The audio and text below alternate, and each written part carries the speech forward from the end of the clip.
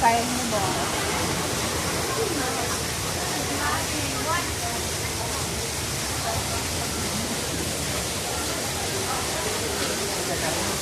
ปลาบนเลย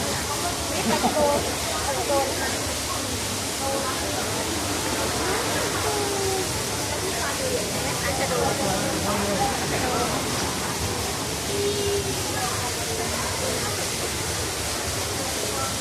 ปลาตัวใหญ่มากเลย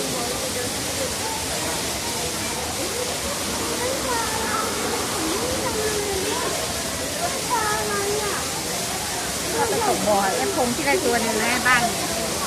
สวยหมดตัวใหญ่แล้วปลา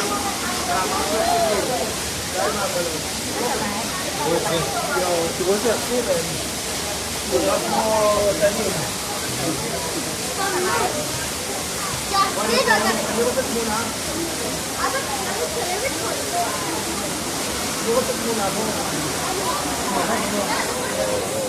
ต้องไปกระโดดไม่ใช่ไม่ใช่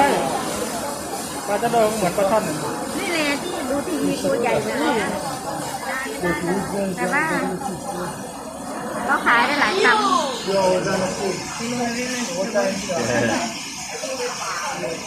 นั่นแหละ